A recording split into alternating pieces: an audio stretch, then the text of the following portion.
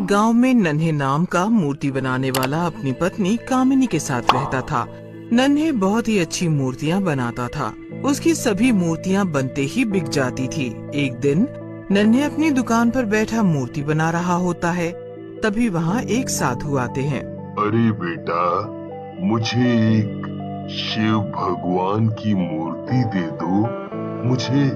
मुझे पूजा के लिए चाहिए। साधु के मुंह पर इतना तेज होता है जैसे वो खुद ही भगवान का अवतार हो। उन्हें देखकर नन्हे बोलता है, हाँ बाबा, क्यों नहीं।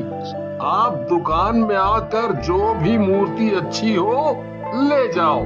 फिर बाबा दुकान में जाकर एक मूर्ति ले लेते हैं और नन्हे को पैसे देने लगते हैं। ये देख नन्हे बोलता है, अरे बाबा, आप ये क्या कर रहे हैं? ये पैसे मुझे नहीं चाहिए, आप वापस रख लो।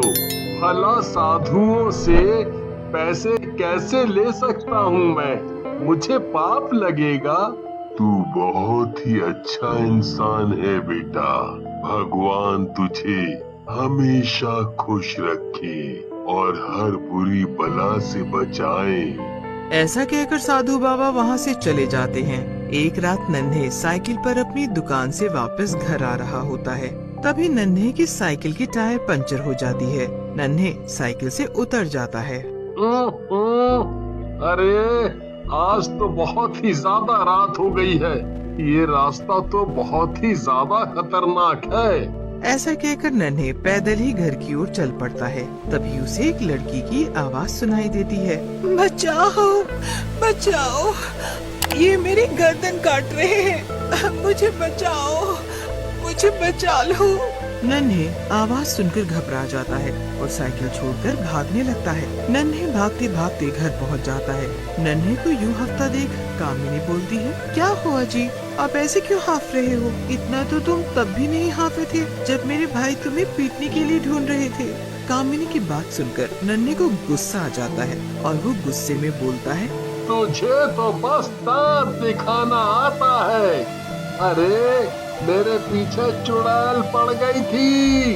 डायन, अगर मैं नहीं भागता तो वो मुझे मार डालती, समझी? नन्हे की बात सुनकर कामिनी हंसती है और बोलती है, अच्छा तुम्हारे जैसे के पीछे भी लड़कियां पड़ती हैं।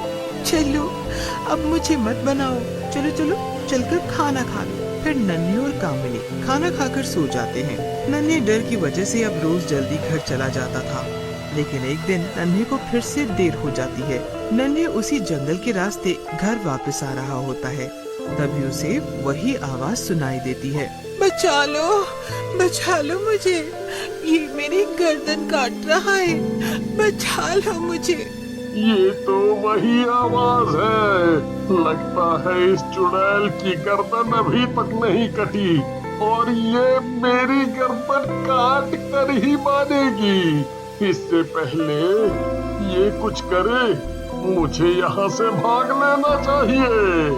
ऐसा कहकर नन्हे जोर जोर से साइकिल के पैडल मारने लगता है, लेकिन उसकी साइकिल वहीं उसी जगह पर रुक जाती है।